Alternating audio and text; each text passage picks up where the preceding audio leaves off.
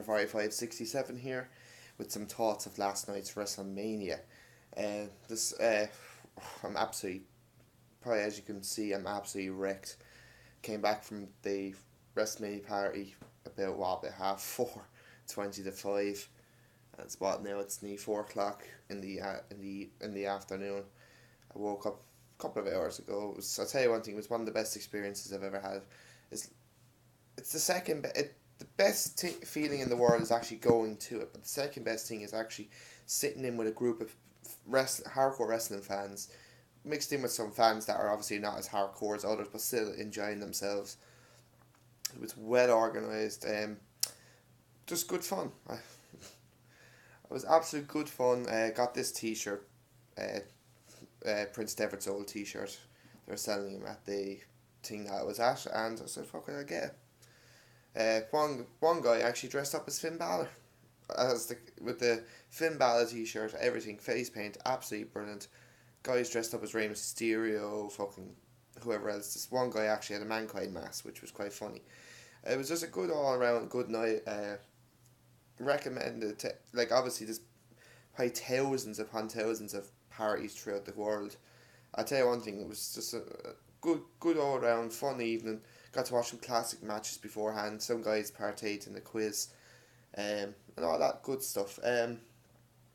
So let's get on with this review, shall we? Because I'm going to do the pre-show as well. Obviously, we didn't get to watch the pre-show at first because we weren't going to watch it on the network. We were going to watch it on Sky Box Office, but due to the fact that there were some complications with that, we ended up watching it on the network. So we actually missed the pre-show, so I watched the pre-show this morning. But we have two matches on the pre-show, obviously some other interviews which I didn't give two fucks about, but we kicked off with the Fatal 4-Way match for the WWE Tag Titles. Tyson Kidd and Cesaro defeating the New Day, Los Matadores, and the Usos. This was actually a fun match, I must say. This was really good. It was nearly on par with last year's match, even though basically almost everyone except for Tyson Kidd and the New Day basically were in it last year. So, but yeah, pretty good match, some good stuff. A lot of high-fiving, lot of nice spots and all that. Jey Uso went to the back. I think he hurt his knee or something, so Jimmy had to go alone. Some nice stuff with Natalia and Naomi. Naomi done a kind of like a plancha over the top rope onto, I think it was Los Matadores. Natalia doing the sharpshooter on El Torito, which was quite funny. Naomi then doing the rear view to her. But some nice stuff. Cesaro and Tyson Kidd delighted that they retained the titles. They did some good stuff. Cesaro did a kind of like a double superplex from the top rope, which was quite nice, and other little stuff as well. So yeah, they deserve to win. And personally, the right team won. Personally, I think, give them the belt, the tag team titles. Like, there've been some good matches. Cesaro and Kidd are perfect with each other. Absolutely. I'd love to see a feud between these two eventually. I would. Be perfect. But if I'm gonna give it any rating, I'll give it 3 stars. Good match. Then we had I'll give it 3 stars because it was a good match. Not as, just slightly not as good as the one last year though. But still, no complaint at all, especially for a pre-show match. Usually, pre-show matches are absolute fucking bollocks, basically. But yeah, pretty good. And considering the fact that they went 2 fucking hours again, like, there's a lot. Like, you sometimes wonder how the fuck they can have a 2-hour pre-show, but WWE seem to always do it. But so yeah, that match went just dead on 10 minutes, which wasn't too bad. I would have liked to seen another 3 or 4 minutes personally. That's my opinion. The next match though took way too long. But the 30-man over the top rope battle royal, the Andre the Giant's Memorial. Big Show winning, last eliminating Damien Mizdow. I'll give it a 1.5 because it was decent. It's just 18 minutes. It's just too long. It was too long. I think it was at least 8 minutes. Should have been another 10-minute match. Should have given the tag titles more time, in my personal opinion. But the fact that Mizdow now turned on the Miz, that's the reason why I'm giving it a 1.5, an extra half a star, because that was fucking beautiful. I just wish these two faced each other at Wrestle. They could have had the match. They could have made the fucking match. Take out that fucking Skylar Grey, even though I do think the song was actually quite decent. But they could have took out that fucking segment as well and put Mizdow versus the Miz. That's just my personal opinion. But some good stuff. Hideo Itami did okay. Eliminated, I think, 2 guys. I think one of them was Bo Dallas, but he got eliminated by Big Show quite early, which I was a bit disappointed in. But sure, hey, look, Then like the fact that Michael Cole basically welcome to the big leagues basically. Well, technically he's already in the big league. He's just on NXT, which is in my like if you think about Michael Cole, they're better than ye. So fuck you basically. Sure, Michael Cole's a fucking douchebag, innit? But yeah, Big Show last eliminating Mizdow. Not happy the fact that Big Show won personally. Fair enough. They maybe it's his last. I don't know. Something must be going on because they're giving him something. I just don't know. I have nothing against the Big Show. I don't. Just don't think they should have given it to a young up and coming. Like, what was the fucking point of Cesaro winning it last year? Like, give it to an up and coming superstar, or give it to someone like fucking. Do you know what? I wouldn't. I thought I was actually going to pick Sheamus. I thought he was coming back, but obviously he didn't. So I'll give it a star and a half because I'm completely and utterly generous. But as you can see, I'm not doing notes or anything. I'm just fucking going on what I saw, which might not be too good. But I just couldn't be. Like, it was. I tell you one thing. Last night was amazing though. Like, it was about 100 of us in this big massive hall. I tell you one thing. It was we all marked out like motherfuckers. As simple as that. We fucking absolutely enjoyed. Like some crazy spots throughout the night. Like, you could see everyone just fucking going, oh shit, basically. So it was a great night. But let's get on with the main show. Daniel Bryan. We have the ladder match for the WWE Intercontinental title. Daniel Bryan defeating Bad News Bar, R-Truth, Dean Ambrose, Luke Harper, Dolph Ziggler, and Stardust. This match was really good. Good way to kick off WrestleMania. Thought this match. I said even in my preview, I was looking forward to this match. It delivered to an extent. Really, it did deliver. It was 14 minutes. I think they could have given it another 2 or 3 minutes, but hey, it's WWE for you. But a good match, really good, some good spots. Dean Ambrose took a fucking serious bump though. That powerbomb through the ladder, that was nice. That was fucking. At the same time, I was saying like, is he fucking injured now? But still though, it was good. Some good spots, some nice high flying stuff from Luke Harper. Like, was fucking good. I wanted him to win actually at that point. I said, fuck, give him the belt. Like, he was screwed. They fucking screwed him over with the first Intercontinental title fucking thing. Or it was basically just storyline reasons why he got the title. But still though, some good stuff. Dolph Ziggler did some nice stuff. Stardust was okay. Truth didn't do too bad. I thought Bad News Bar did well. He went around fucking bullhammering everyone. But some good spots. Fucking, I'll tell you one thing. Daniel Bryan, all the his fans are going to be happy. I do like Daniel. I'm not a Daniel Bryan fanatic though. Last year, like, I was delighted for him because he deserved to win the title. I thought, give him the title, see what he can do. Obviously, unfortunately, he got injured, but fair enough. I'd rather see him win it than fucking R-Truth or Stardust. But I personally would like to see either Ambrose, Ziggler, or Harper win it. But sure, hey, look, I'm not gonna fucking. It doesn't affect me star rating at all. But we'll see what happens. We'll see what happens with it. Basically, you see him then backstage in a couple of minutes after. I think it was like an hour afterwards. He talked with Pat, and Pat Patterson came out and kissed the belt, which was kind of nice. Obviously, he was the first, obviously, being the first ever Intercontinental Champion, it kind of was a bit symbolic. But then you see him backstage with Patterson, Steamboat, Bret Hart, Ric Flair, who else? Piper. The team of Piper going over kissing his head was fucking brilliant.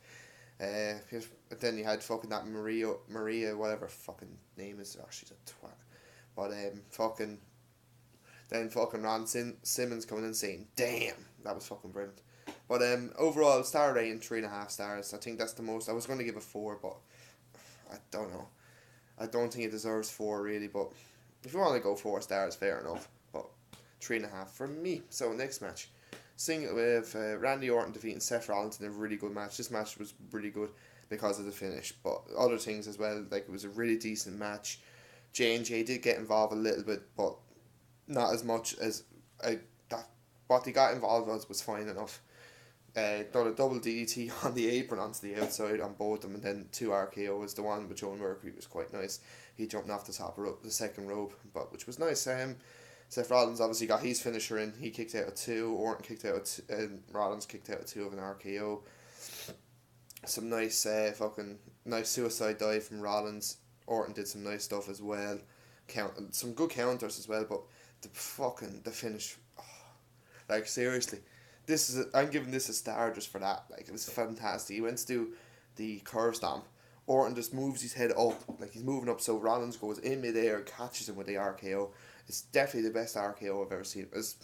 the best way to finish this match. It was absolutely fantastic. I'm going to give this also 3.5 stars because I thought it was really good. Uh, it delivered. This match delivered because it was good. But Orton, I think if Seth had to win, he wouldn't have cashed in. Simple as that. That's why I think the fact that Orton won, Seth was going to cash in. I said that straight away after that match. I said to a few of the guys, I said, look, he is going to cash in. On who though? That was the question. Was he going to cash in after? Well, we were obviously I wasn't expecting him to come in during the match, but we'll talk about that in a while. Next match, Triple H defeats Sting in a decent match. This match was decent. When did it become a no disqualification match? Obviously, it just became no DQ when Lillian Garcia said basically we have to have a winner, basically by either pinfall or submission. I felt like saying, okay, fair enough. Well, yeah, the match was good. Like, it wasn't going to be a fucking classic match because obviously Sting hasn't wrestled in a while, and plus the fact now that he's in his 50s. True, but like I think the match was just it was good. Like it could have been a little bit better, but like at the same time, it did okay. Like it wasn't a total fucking snore fest, which I think a lot of people probably were expecting. I thought it was decent enough in parts. Triple H Sting did some nice stuff, a nice drop kick, done a few other little things. Obviously, the Battle of the Hammer versus the Bat, and obviously then DX coming out first, the original DX, well, yeah, the DX basically, and then obviously then the fucking NWO coming out, like fucking hell, like that was like I think that made the match a little bit more special because obviously Sting being with WCW, obviously the NWO, WWE, DX, all that bullshit, but then the fact that Shawn Michaels super kicks fucking Sting, then that was brilliant. Sting breaking the sledgehammer in half, but still Triple H gets the win with the hammer at what time was it? 18 minutes and 30. It went a little too long. I'll admit that myself. I think it probably went about 5 minutes too long because there was too much. It not stalling. As soon as NWO and DX came out, they could have hurried that up a little bit more. But still, I'll give this match 2.5 stars. Like I have no problem. I just thought it was too long. Really, like the Sting looked okay. Obviously, he's going to have another match. Like he's not going to come in now and just lose a match, then retire and then go into the Hall of Fame. I have a feeling it'll be Sting Taker next year. But I just don't, who's going to win though? That's the problem. Like Sting has to have one victory in WWE before he retires. I'm sorry, he has to. Because what's the point of coming in losing twice, we say, and then retiring? But yeah, 2.5 stars. Have no probably as best it was going to be personally. But if you want to go 3 stars, even I don't. Some people saying it was a good match, but it could have been better in my opinion. And the time probably kind of pissed me off a little bit. But yeah. Next then, the piss break, the tag team diva match. AJ and Paige defeating the Bellatins AJ and Paige defeating the Bellatins by submission. This match was fucking terrible. Half a star if you're a star if you're generous. I thought this match, it wasn't as bad now as I thought it would be, but still it was still bad. I watched the match. I went to the title during the fucking Skylar Grey thing. But it's not an even. AJ and Paige, fine, leave them two have a match. This is the problem. Get rid of the fucking Bella Twins. Simple as that. None of them can wrestle. Like the only reason, as I said before in the preview, the only reason why these girls or women are in these fucking situations because they fucking the fellas that they're with. Like Nikki's with fucking John Superman Cena can't put over fucking new talent. Or if he does put him over, he fucking basically has to be in a fucking basically has to be knocked out to fucking win a match. But fucking breeding obviously with Daniel Bryan's not as big as Cena in terms of his status within the company, but still, nonetheless.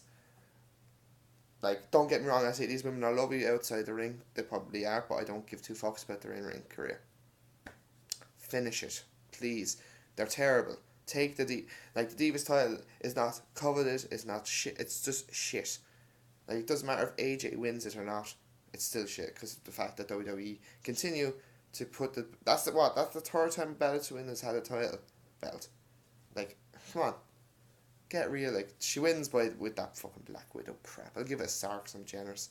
That was the only disappointing thing of what was actually a good WrestleMania. But next then, John Cena defeats Rusev to regain the WWE United States Championship. This match was okay to good at best. It's not as good as their match at Fastlane, but I think the finish wasn't great. Like one FU to one AA to beat him. Was it one AA or two AA? I don't know. I can't really remember because I had a few drinks as well. So I think it was one AA basically that done it. And because the fact that Rusev was pushed into Lana, like it's just a crappy finish really. I think if Cena was going to win, I would like to see about 4 or 5 consecutive AAs. But I don't know. Obviously, there's going to be a rematch at Extreme Rules. Obviously, Cena's going to retain. Because what's the point if Rusev wins then the feud will continue. And all this bullshit. But I'll give it 2.5.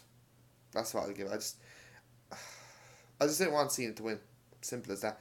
See, Rusev could have won by disqualification. Or Cena could have won by disqualification. Or leave Rusev win again by screwy finish. Or something. I'm just sick of Cena. Granted, it's not for the world title, but still, I don't know. But it wasn't a bad match, but it wasn't a terrible match at all. No way. But I just didn't care really. I just didn't care about this match at all because the fact is, like, I'm not an American. I'm not Russian. But I was going for Rusev anyway because I like Rusev. It's not because he's Russian, Bulgarian, or wherever he's fucking from. His entrance was quite good, coming in with a tank. Oh, and speaking of entrances, Triple H's entrance was fucking amazing. How the fuck did I forget this now? That Terminator entrance was fucking one of the best I've ever seen in my life. That entrance was fantastic. Sting's one was okay, wasn't bad, but jeez, Triple H really fucking blew it out of the park. That entrance was fantastic. Like, the whole thing of the Terminator, location and all that was fucking great. But so 2.5 stars for John Cena Rusev. Unfortunately, I was hoping for it to be a little bit better, but sure, what can you do? Next then, we have Triple H and Stephanie coming out talking about, he's beaten Sting and he's done all this fucking crap. Out comes The Rock. Like, we all fucking marked out on The Rock and saying Triple H owns the fans. Rock says, the fans, you do not own the fans, all this lovely stuff. I think then Stephanie then basically says, without the McMahons, the Johnson name wouldn't be anything. And something to do then with fucking Triple H's Johnson then, and something about fallopian tubes. And then fucking who comes out, only fucking, that UFC champion, what was her name? Shit. Oh, for fuck's sake, I don't know. Is it Ronda something? But she came in as Rock, because obviously Triple H and Stephanie basically told Rock to go fuck himself, basically. Get out of the ring. So he brings in her, and basically, she fucking hip tosses Triple H. And then basically just pushes Stephanie down. It was fucking brilliant, but this segment went way too long. I think it went 20 minutes. But still, that's what I'm saying. They could have had Mizdow versus The Miz on WrestleMania. They could have said, look, we put it on. I know, fair enough, they wouldn't have much build to the match, but still, you'd have the storyline right there. Mizdow is pissed off at Miz. He wants to basically prove that he is better than The Miz. That's my personal opinion. But, right, we'll get on to the next one. Undertaker defeats Bray Wyatt in a crap match. This match was probably the second worst match of the night. I have all the respect in the world for The Undertaker. I'm right in saying it right here, I do, but the wrong person won. Bray Wyatt should have won this match. I'm sorry, but and the fact that The Undertaker, he has so much kind of influence in this company, yet he could have said, look, I don't want to win. Leave Wyatt win. Fair enough, I don't think it will, I don't know. I said it last night, this could hurt Wyatt again, because he's now lost 2 straight at WrestleMania. I just don't know, it wasn't a good match. I'll give it 1.5 stars. I've actually seen a rating today by some reviewer now. He gave it 3 1/4 star. How in fucking God's name was that a 3-star match? I know it's everyone's personal opinion, but no way. Taker and Wyatt was boring. I'm sorry, but the match wasn't that good. 2 stars is the most you could give that match. And the fact that Taker winning with a tombstone. Fair enough, Wyatt did kick out of one. I'll admit that, but Wyatt should have won. It was not a win-win situation for anyone, but still, I think if Wyatt won, Grant, he's now bet The Undertaker. He's now the new face of fear, all this lovely stuff. But yeah, the match went 15 minutes, which didn't mind about the time, but the fact that Wyatt lost, I'm just not happy about. That was the only probably unhappy part of the show, really. That and the Divas match. But yeah, so on to the main event. We have Brock Lesnar versus Roman Reigns. This match wasn't too bad, actually, I must say. The two of them, now, Lesnar had his good bit of offense in, busted open, which was surprising. Like, I thought now, I say the only reason why they let Lesnar, I say the only reason why the trainers didn't go anywhere near him is because it was Lesnar. If it was anyone else, they would be covering him up like a motherfucker. But Lesnar said, fuck this now. So, but yeah, the match was going good. It was surprisingly better than I thought it would be. And then all of a sudden, here comes, like, Roman Reigns was, I think, was Lesnar had the control. No, something happened, and then Rollins comes out, cashes in Money in the Bank, gets rid of, gets two on Lesnar, and then does another curve stomp then to fucking Reigns to get the win. I tell you, the match was good. Like, the match between Lesnar and Reigns was good. It was good enough now. It was going really well. And an unpredictable, finally WWE have become unpredictable. No, a lot of people said they didn't see it coming because the fact that Lesnar signed a new contract with WWE. I think a lot of people, I thought Lesnar would retain it, but then after Orton winning, I said, yeah, he's going to cash in tonight. So yeah, I'm happy. I'm delighted. Finally, he cashes it in. Finally, about WrestleMania cash in. So it took what, about 10 fucking years, but I would say 9 years, obviously. But yeah, overall good match. I'll give it 3 1/4 star. I thought the match overall, I'm going to give the match 3 1/4. So yeah, it was a pretty decent match, and Rollins finally gets his title. So who is he going to face now at Extreme Rules? Because it has to be Lesnar, because technically Lesnar is the ex-champion now, so he'd be entitled to a number one contendership match. But we don't know what the fuck is going to happen, because Lesnar obviously doesn't wrestle every month. So that's going to probably, is he going to face Reigns? We'll see. Well, we'll obviously find out tonight on Raw. I'm going to watch it tomorrow because I'm looking forward to it. Obviously, it's the Raw after WrestleMania, so it's going to be fucking crazy. So, yeah, overall, this WrestleMania, it was good. It was good. Like, it was really good and very enjoyable. Not a great WrestleMania, but I don't think it'll be remembered, though. I don't think so. It might be because the fact that Seth Rollins is the first guy to ever cash in at WrestleMania, that will be considered. And obviously, with Sting making his WWE, it could be, well, I wouldn't say it will never be remembered, but I just don't think it'll be remembered in height in terms of fondness. Let's just say that. But so how many 3-star matches? 1, 2, 3. We had 4 3-star matches, a couple of 2 stars. Overall, there was not a dud on the card. Thank fuck. That's great. But I'd give it a generous 7 out of 10. So yeah. So that was my long thoughts of WrestleMania 31. I'll be back on Thursday. Well, I'll have a video to put up tomorrow. I have a random pay-per-view, which is going to be a WrestleMania review. Back on Thursday with NXT thoughts. I'm going to do some Raw thoughts as well, along with that. And obviously Friday I have World War 3 from WCW. So I have a busy week of videos this week. Guys, I hope you guys enjoyed WrestleMania as much as I did in terms of actually watching it. But I will talk to you guys soon. So take it easy.